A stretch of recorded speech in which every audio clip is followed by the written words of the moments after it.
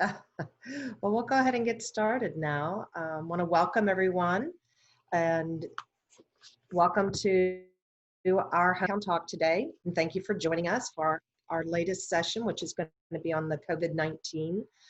For those of you who don't know me, I'm Beth Wilson, and I'm on the board of Directors, Raising Professionals, Greater Houston Chapter. I currently serve as the President-elect.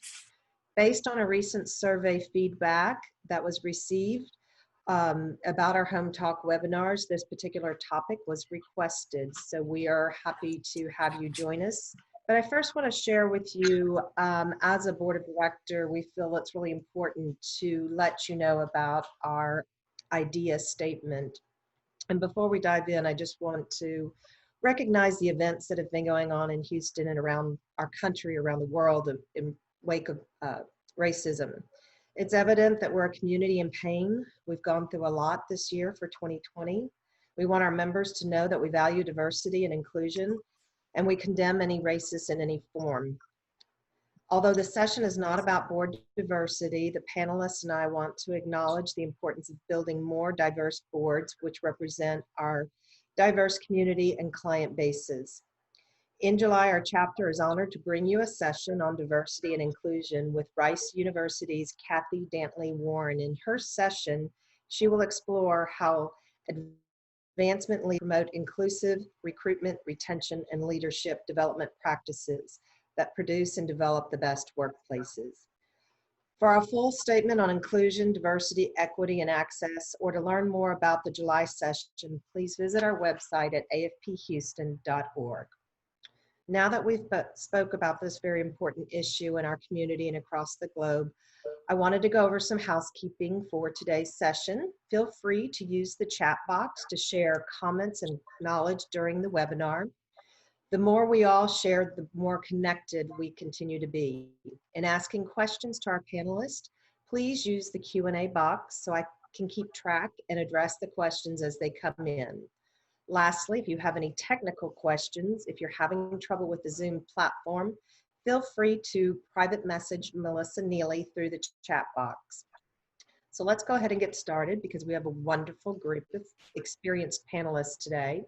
They've got a lot to share with you about board engagement during times of crisis. Let me introduce them to you. First, we have Mary Bosker. Hi, Mary. And Mary currently serves as the Director of Board Governance and Communications at Boys and Girls Clubs of Greater Houston. Next, we have Ronnie. Hi, Ronnie. Ronnie Haggerty currently serves as Associate Vice President of Community Relations at the United Way of Greater Houston. And we also have Josh Plumley. Hi, Josh. He currently serves as a Senior Director of Development at Children at Heart Ministries. Special thanks to Josh for his help in initiating this webinar. Now that you've met our panelists, I want to turn it over to them individually so they can tell you a little more about their shop and how they've managed to engage their board during these challenging times. They've all done it a little bit differently, but effectively. So I'm excited to learn more. And remember, if questions come up during their short overview, don't forget to utilize the chat box so I can ask them after their update. I want to turn it over to our first panelist, Mary. Thank you. And I would just like to say thank you to the Association of Fundraising Professionals for giving me the opportunity to wear lipstick for the first time in the last 12 weeks. So thank you. I'm delighted to be here today and was really honored to be asked to share out what our response was at Boys and Girls Clubs to COVID-19. And before I go into that, I just want to say that Boys and Girls Clubs of Greater Houston, just in case you're not familiar with our mission, is an organization that provides a safe place for kids to go out of school. And so we have 23 club locations across a 5-county area. And so the clubs are the heart and soul of what we do. And so the very first thing when everything started to shut down, of course, we couldn't have kids at clubs anymore. So Melissa Could you go to the slide that says information precedes engagement? There we go. Yeah. So the very first thing that we wanted everyone to know, the public and our board, is that we were not closed. We immediately changed our service delivery model so that we could meet the needs of families in a safe way, the best way that we could. And that was, those pictures you see on the screen there are depictive of what we did. We did virtual programming for kids that they could log on to. We did drive-through food pantries in conjunction with our food bank partners, including the Houston Food Bank's a big one. So people didn't even have to get out of their car. We just loaded the groceries in their trunk. And then we had a family wellness program where we called all of our families every single week to find out how they were doing. Initially, the calls focused on basic needs, food, shelter, and now they've sort of shifted to, as we reemerge into the workforce, what are we going to do with kids during the day? And, you know, we have a limited capacity to serve kids at this time because of the restrictions. So we spent a lot of time developing a comprehensive plan to restart our clubs. And then there's a video, man with the video camera, and some of our club directors doing specialized programming for kids so that they could actually see faces that they saw when they came to the clubs. And that kind of made them feel more connected. So my slide here, information precedes engagement. We wanted the board to help us share out to the community that we were not closed. And so we had a special board meeting to talk about what changes we were going to make in programming. And then we had a special briefing session once we decided to restart clubs so that board members felt comfortable with the plan, could ask a lot of questions. We invited our community partners to be part of that so that we were all on the same page with how we would handle a very uncertain circumstance. We also the communications director, which was me, I developed FAQs and talking points for our board and our staff so that they knew what to say when, you know, somebody said, gosh, are those clubs, where are the kids, what are they doing, are they just closed? We wanted them to be able to answer that. And then we developed an impact report that showed all of our efforts that we were making. For example, we made over 10,000 calls to families, checking in on them. And we wanted the community and our board to know our efforts, our redirected efforts, were successful. And so those were the key items that we did in terms of the information we shared with them, helped encourage them to be engaged with us so they could tell the story in their own words. Melissa, will you go to the next slide, please? So our engagement, you know, that helped them have ownership in the areas that we needed help. With regard to our programming, we had our experts from our boards reviewing the plan, adding in what their specialty was. You know, we had an HR director and a communications director helping us develop those plans. In fundraising, we reached out individually to board members and asked them to help us with specific asks. The media, we have had over 67 placements in the media related to our COVID-19 relief efforts, and we included interviews with board members. That picture in the circle there is our board chair, Julius Young, and he did an amazing job leading out on that.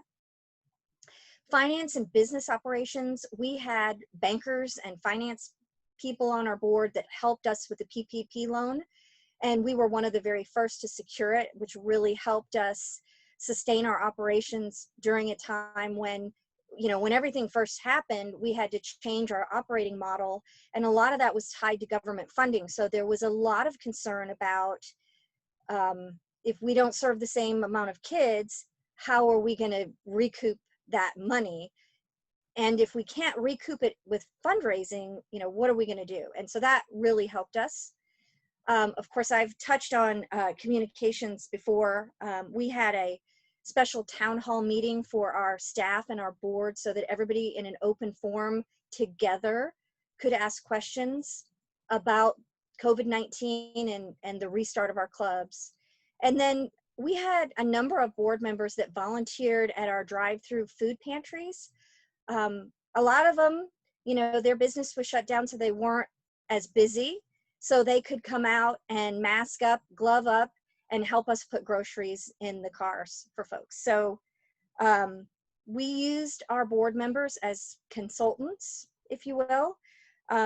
We worked with our program partners, and I think our board also learned a lot more about how our programming works and who we work with, because they really took a deep dive into that. We also have a component of advocacy. We have our board chair, Julius Young, there is on virtual meetings with lawmakers so that they can understand the important role that nonprofits play in helping our community recover. And, you know, while of course we're all about Boys and Girls Clubs, we couldn't do it on our own. In fact, Julius and our CEO, Kevin Hattery, have an op-ed in the Houston Business Journal today talking about how the community needs to support nonprofits because that's how we're going to help families recover. So I hope I didn't go over time, but that concludes my prepared remarks. Thank you, Mary. One quick question that did come in, and for all of you, looks like we may have lost Josh again. Unfortunately, I'm sure he'll be back, but Richard Green asked if you could each share how many serve on your board and what their term limits are. So Mary, if you could do that real quick. Well, just as of today, we have a new board member, and we have 38 board members with a capacity to have 50. Personally, I think that's a lot, but you know, that's what my CEO thinks that's a good number, so we're sticking with that. We do not have any term limits right now. Board members serve on one-year terms that can go into perpetuity, which is also not a best practice. So in my role of board, we'll be doing a bylaws review so that we can bring them up to a more contemporary state. Great, thank you. Ronnie, with you about your board there at United Way and working with them and how you've engaged. You're muted, Ronnie. You're Happy to share my experience with our board. As many of you may know, United Way has been through a transition, one that is particularly daunting during a time like this. So our prior CEO, Anna Babin, had announced her retirement, and our board has been actively engaged in the search process, and in fact, just 3 weeks ago announced and introduced our new CEO, Amanda McMillian. So we are delighted that we have a new leader in place, but I commend her bravery. That is an interesting time to step into an organization where you walk into a building that's empty and your team is there virtually, that for the most part, you know, it will be some time before she has an opportunity to meet even her board members. So we have a large board, 45 members. Our executive committee of 15 board members is probably as large as many people's boards. They have been in a position to move very quickly because they've been acting in that leadership role as during the transition period. And one of the first things they did, as it became evident that this COVID crisis was not likely to be of short duration, was to reach out to the Greater Houston Community Foundation and propose a partnership wherein we would launch the Greater Houston COVID-19 Recovery Fund. And a large board sometimes has difficulty moving quickly, but in this case, their prompt action was able to launch this fund, which has been incredibly successful. To date, we've raised $16.1 million and have already allocated funds during 2 rounds of grant making. It is a joint task force that leads the fund, composed of members of the Greater Houston Community Foundation and United Way of Greater Houston. We have 3 board members who are serving on that task force. And then we have a grants committee that actually evaluates all of the grant proposals and makes the grant recommendations. Just a few weeks ago, we launched round 2 and distributed $8 million to 65 grantees. So again, if you compare the fast action of this particular crisis response with some of our prior disasters, usually surrounding a hurricane, it's been pretty impressive to us to see how quickly they've been able to move. And the experience that they've had is one that I think all board members know that it's one they might face, where you might have someone in a leadership role step down for one reason or another. And they quickly discovered that in that interim, they're in charge. They are actually leading the organization in a very active way. Once Amanda came on board, meetings have begun very quickly. They're virtual, of course, as is everyone's meeting these days. We are all zoomed into oblivion. And it's amazing how exhausting a day of Zoom meetings can be, in contrast with your typical routine, which I guess isn't so typical anymore. We have constant communication between our new CEO and particularly the executive committee, but our finance committee has been actively engaged. Like all other nonprofits right now, finances are a key concern. We were able to access the payroll protection plan and are monitoring that very carefully, because there are a lot of regulations that surround that particular stimulus package. And we are also looking at our budget for the coming year. As probably most of you are aware, that historically United Way campaigns have been face-to-face campaigns, engaging area corporations.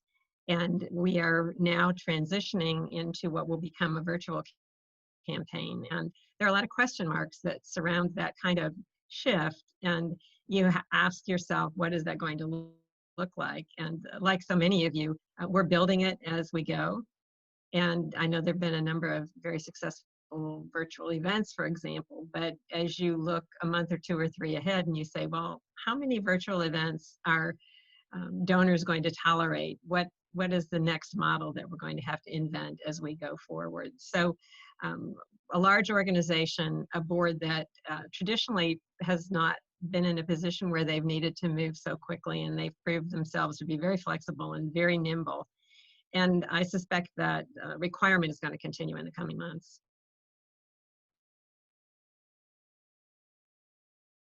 Mute. How many times do you hear that a day?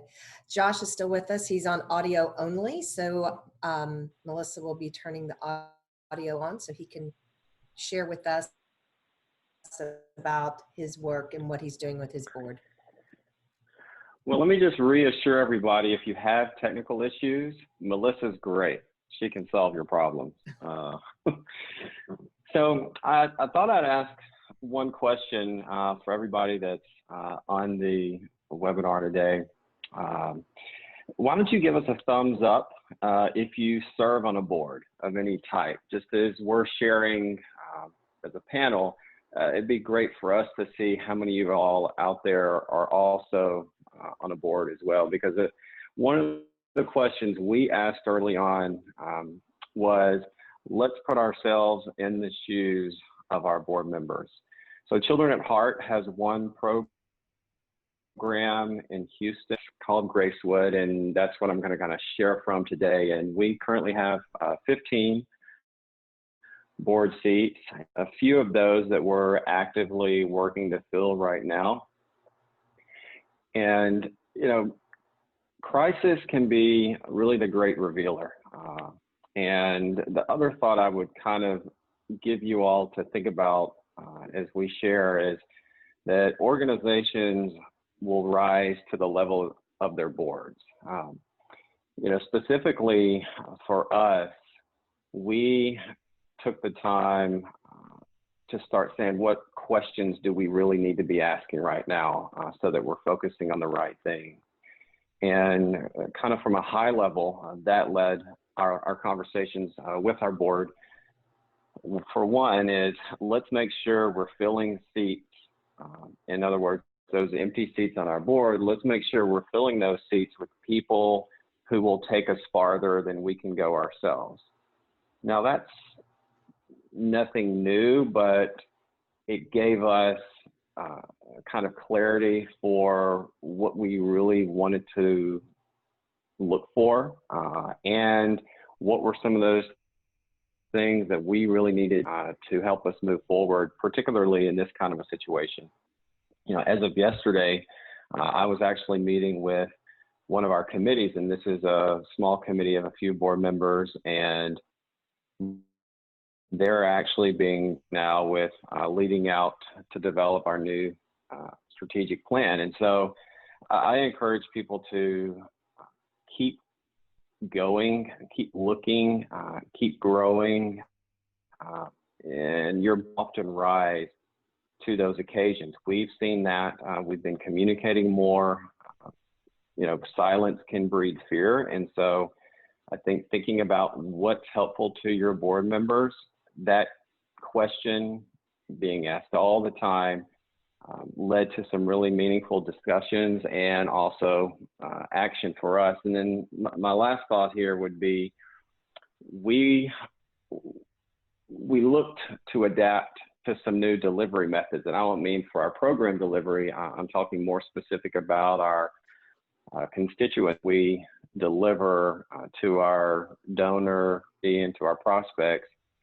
And we also said, let's make sure we're confirming with each other and with the board what kind of impact do we want to have in this season.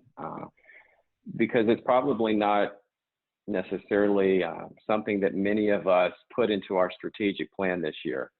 You know, have a plan B for a pandemic. And so those three things were some really important takeaways that came about from us focusing on what are the right questions that we need to be asking right now. Thanks for sharing, Josh. By the way, you got about 5 thumbs up on your question about who all serves on boards. So thank you all for your updates. I truly appreciate it. We're going to move into some questions and answers opportunities. We have a few here that we're going to have the panelists talk about, but please continue to feel free to post them into the Q&A box if you have further questions or in regards to the information that's being shared. So if one of you will decide to tell us a little more about where exactly the board's role should be in confronting crisis, where should they step up, and where should boundaries be set? Ronnie?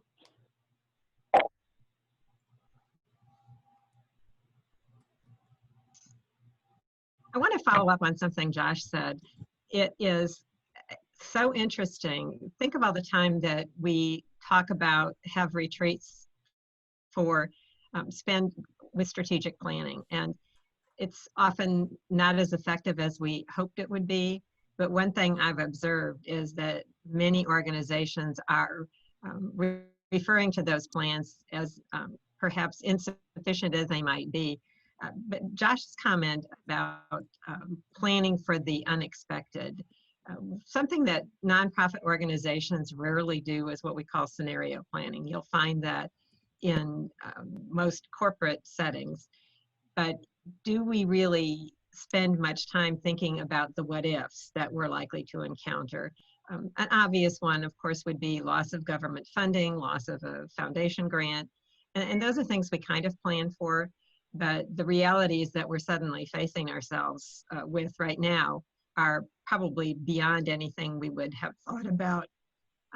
One of our colleagues, Paul Dewey with Children at Risk, has proposed a very interesting approach to scenario planning, and I'm quoting him frequently because at Children at Risk, they're taking the dynamic of looking at the future from an optimist is a good thing, a realistic perspective, which is probably more practical, and then finally from a catastrophic perspective.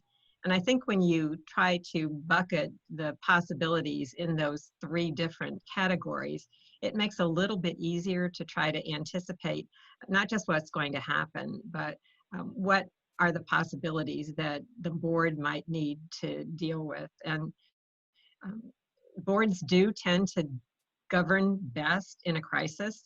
I'm not quite sure why that is. Probably because in the corporate world, they are accustomed to thinking about business continuity plans. What do we do if this happens? And so I think they're more comfortable in this environment that we have involved them. And I think they're better positioned to really provide skills that they have that may not be sure how to apply to a nonprofit in a more general setting. One thing this has really made me realize how important strategic or intentional board recruitment is. I know Mary mentioned how important it's been for her to be able to tap into someone's HR expertise or marketing expertise. But I suspect going forward, we're all going to look at board development in a very way.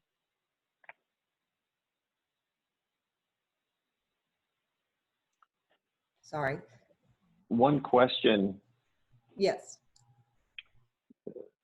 One question that we found to be really helpful was, asking, what are those areas and those things that the board can impact and can influence that staff can't?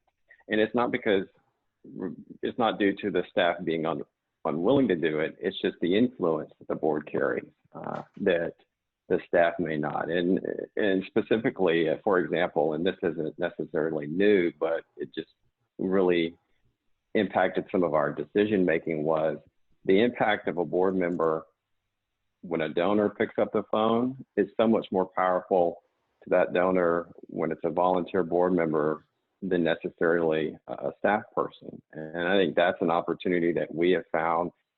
It's been a part of our, I would say, our retention plan that we've been working during this time as well. And then also the impact that the board can have on strategic planning and getting that outlet.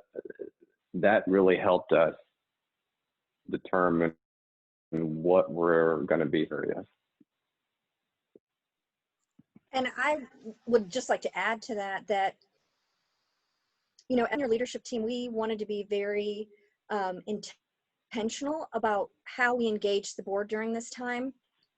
For example, we did not want the board, we wanted to maintain staff ownership of our plans, and we just ultimately wanted them to endorse and provide input based on their special talents and abilities.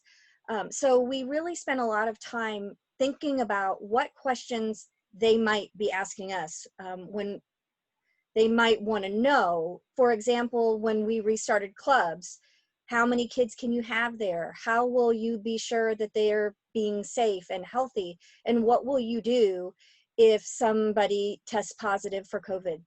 And so we outlined all of that for them in our, we now use a consent agenda format so that we can focus on strategic topics. So we provide a lot of pre-reads to our board so that they can see all the background, have an opportunity to ask questions of the staff liaison before the meeting. And then at the meeting, we use that time for them to really, ask the questions that either we hadn't thought of before or to help round out some of our strategy. One of the things that came up at our last meeting was the liability issue with, it's such an uncertain time. How do you know someone's not going to come back later and, sue you because their kid came to the club and they got COVID, or the employee was asked to go back to work in the office and they got COVID. And so we walked through different scenarios with that. And, we had to all just recognize that we are doing the best that we can with the information that we have out there to keep ourselves from being vulnerable to that in the future. But we were always very intentional about what we engaged them with, how we engaged them. We were specific with them, what we wanted, so that we would maintain, it still would fall under staff's direction. I think that's really a critical piece, is setting expectations, because we often talk about board members in one of two extreme situations, either completely disengaged or micromanaging as if it were their own organization. And so at a time like this, where on the one hand, we really need the help and the wisdom, at the same time, as you said, Mary, it really is important that the staff's role is the staff's role. And setting the stage ahead of time is such a smart way to do it. One of that, just a quick reminder to remain cognizant of how our board members are doing financially and emotionally. A lot of them don't know what the next step is, where it's going to go. So communicate. On to our next question. Do you think we should be meeting more or less with our board during this time? Have you found that any of yours have checked out? Is this a year where you should grant more grace to checked out board members? Josh, if you could start with that. You know, this is a time to revisit expectations. And that was just said, but I think there's a build onto that, because the president, CEO, whomever that person is for the organization, they really need their board chair to be supportive of them and encouraging them right now. And likewise, the board, I think, really needs to have the leadership and the guidance from their board chair. And so making sure to be in sync is key, particularly when there can be a lot of dynamic change from week to week to week in a situation like this. And, you know, board members can talk to each other as peers. They can relate to each other as peers. And so I mean, that helps to make sure that, you know, for us, we've been meeting a lot more. Our board has met as a group. They've met one-on-one, whether it be with board chair and our president, or whether it be the president reaching out to board members specifically. And I go back to over communication. Just, you know, silence can be the thing that you don't want people to either have fear or confusion or mistrust bred when you're quiet.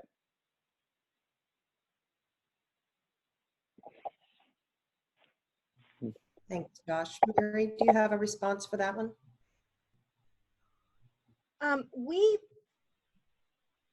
We have had our set meetings, and then we've had special sessions for folks who wanted a deeper dive so that they could participate. And we've also been spending a lot of time sending communication. So they know that we're on it. They're not, like Josh said, the silence, they're not guessing. Does Kevin and his team have a plan to help the kids that we serve? So we're telling them how we're doing it. We're sharing with them the hurdles that we're facing and asking them, again, specifically how to help us in certain areas. One of the things that really to me was our board chair recognizing how stressful COVID-19 response has been, in conjunction with the awful racism and social disparities that we're seeing. He reached out to us and said, I would like to have a town hall with your all staff, and I'd like to invite the board to attend, because I want the team to know the board supports them, stands behind them, and we're working side by side together. And so I think that was important and indicative to me that the board doesn't feel like there's the board and then there's the staff. It's very much a partnership and together.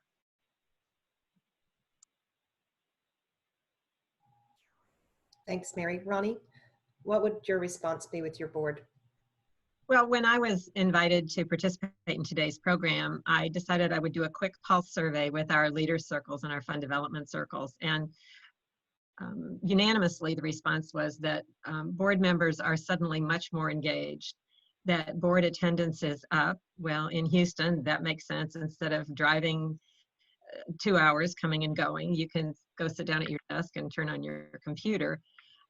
But they also felt that their importance of meeting more frequently was really critical. As Josh said, even in good times, there's a lot of research that says the secret of a successful organization is that partnership, particularly between the board chair and the CEO. And that's kind of another aside about recruitment. When we recruit for board members, are we thinking about who might step into that chair role? Because you can have the best board in the whole world and the chair from hell, and you're going to have a really bad year. But this over communication is a theme that runs throughout all of the responses I heard from folks, with really very frequent communication between the board chair and the CEO as the liaison that keeps the board in constant communication. And it was really interesting to me also to learn how committees have stepped up, that many of us look at committees as an, oh no, they're a lot of work. They take a lot of extra time, but particularly in the arena of finance, where we're watching every penny very carefully. The fund development, so with so many sources of our annual revenue having to be canceled or shift to another. Marketing and communications, what questions do you not want the media to ask you? What are the talking points that we want all board members to be prepared to use if they're confronted in some way, shape, or form? In terms of the risk management, have you really examined your insurance policies? What is covered and what is not? What sort of protections do you have in place, and what kind of backup do you need to be prepared for? And how do you make decisions?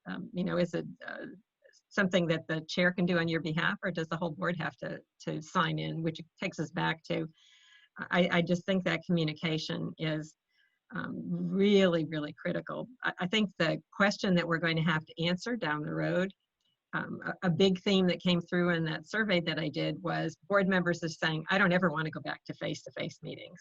And I'm not sure how I feel about that. I think there is real value in that person-to-person connection, reading the body language, looking at facial expressions, but I suspect it's going to be really difficult to pull people back to showing up at our building at noon for a Jason sandwich and another trip back to wherever they came from.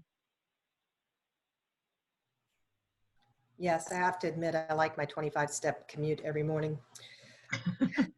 Josh, you mentioned about revisiting expectations. What do you think would be the easiest ask of a board member during this time?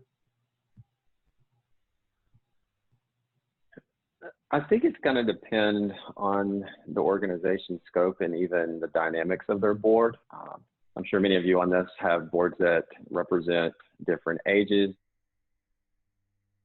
different life stages, different seasons that are going to impact their availability to do and be involved in different ways. So I think I'm going to point it back to, as an organization, it's key that you're defining the impact that you want to have, and that you be able to plan around for that. And for us, we developed a retention plan that depended upon board members' involvement. So, there's a lot of easy, I say, for me to say yes to, but for another person, it may not. So I think you can even talk to your board about, this is the impact.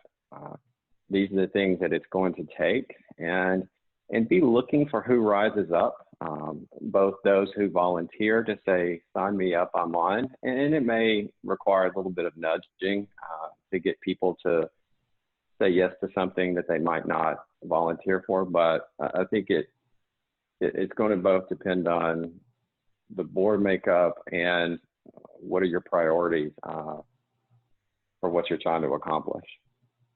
Thank you. Will you each share if you were impressed by a board member who took the lead on something you were not expecting them to do? So I'm going to again quote my survey, because there were some interesting things that happened. I was really impressed with Mary's town hall meeting. That was really a unique experience, I suspect, and I'll bet it had tremendous impact in a very positive way on everybody who participated. But some of the ideas that had come forth from my quick survey were a board matching fund. A board member set up a fund and encouraged board members to match that fund, recognizing, excuse me, how difficult finances are going to be going forward. Some board members have arranged to purchase lunches for staff once a week going forward. Others took the initiative to write thank you notes to staff members. And then one fund development director took it upon herself to gather the names of all of their major donors and ask board members to write personal notes, which they did. The one very bold organization has actually had an in-home event in the last week, and I'm not sure how many folks are quite ready for that, but it was very successful. It was a large home, and it was easy for people to distance. Some wore masks, some didn't. So I think we have to be prepared to be innovative, to be entrepreneurial, that we're in uncharted territory. And probably things that we thought we would like to do in the past and automatically said to ourselves, no, that's not a good idea. This is your opportunity. This is your chance to jump in and say, why not try it? Let's see what happens. Really to look to the for-profit community and see what interesting activities they're getting underway as they try to rebuild their businesses. It's a chance to use a whole different side of our brain. We're very program oriented, we're very grant budget oriented, and since none of the rules apply anymore, I think this is a chance to do something really different. So thank you, Ronnie. And I was going to say, the thing that had really impressed me the most was the board chair, just proactively saying, the staff needs to hear from us. I do want to give another example of, it was designed to be a response to board members who kept reaching out saying, well, I can donate 150 sandwiches tomorrow, and then somebody else saying, well, I could do mentoring remotely to kids. And, all of these ideas that we got were, some of them had merit, some of them less. But we were in a place with our staff and our team where we really we did not have the capacity to distribute 150 Antone sandwiches, when really what we needed to do was get the food pantries up and running and get people substantial food for a week. So we decided to invite them to participate with the drive-through food pantries, because we did not want to just open up the volunteering opportunity to the general public, because we wanted to be more careful about who was on our campuses and mitigating the risk associated with people we don't know. So we invited the board to participate. A good half of them came to at least one food pantry, and we did 6 pantries a week, and we've been doing it since, I think March 18th, somewhere. What it was intended to give them a place to go when they had this, how can I help? How can I help? And it did, but what was a surprising, unanticipated thing was the way they worked side by side with staff. And the staff knew that these were board member volunteers, but they were out there in their t-shirts and shorts and sweating. And so it was really a great equalizer. And, the board got to ask staff questions about their daily routine with the kids in a way that, it just happened really organically, and it was great. And I had one board member said, my wife and I have done this 3 times, and it's just killing me that she doesn't have a Boys and Girls Club t-shirt, because I want everybody to know that she's associated with us. So we remedied that, but that was really nice to see that come together. Thanks, Mary. Josh, I know you have something to share as well. So seeing new board members, and what I mean by that is, those who are new on the board between the last year, a couple of years, has been, it's really fueled a lot of energy in watching how they have stepped in a number of ways. And I think that's something that kind of caught my eye. And I would say for any of us is, do you see any board members that are showing, more anticipatory leadership right now? Thinking about the questions that they're asking, thinking about the recommendations that they're making, thinking about watching how they roll their sleeves and are helping you look ahead.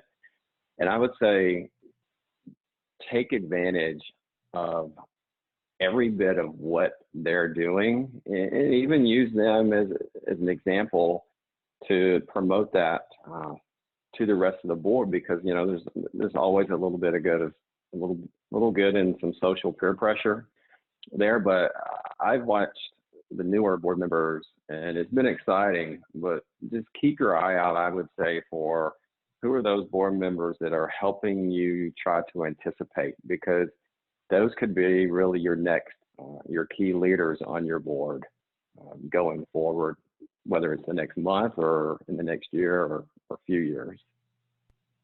Thank you, Josh. Appreciate that. Mary, COVID-19 has brought on board conversations about very sensitive issues. Do you have any advice about ensuring board members want to have those conversations? Yes, and I think it's important that you create a space where they can have those conversations and they can feel confident in sharing their thoughts, their feelings, their insight.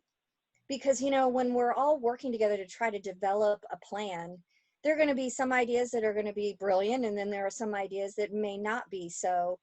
And so one of the things that you can do to help protect that is be very careful with the way your minutes are taken and presented. Minutes should be, everyone probably already knows that minutes become a legal document that is kept and can be called upon. If there's a lawsuit, they can subpoena the people that were at the meeting. And then if there are specific comments attributed to people, they can be called on that as well. Or if someone makes a comment that, they didn't intend to be offensive or inappropriate, that just kind of helps create that space where people can really be authentic and not be afraid of, if I suggested that the kids wash their hands 3 times a day and then the CDC comes out and says, no, they should be washing them every hour, that kind of makes them reluctant to share their thoughts. So I got some really good guidance from one of my longtime mentors, Ronnie Haggerty, about, when I looked at how we were taking our minutes, I'm like, wow, this reads like a transcript more than it does a best practice on how you should take minutes. So that's just one thing that I think you should be aware of.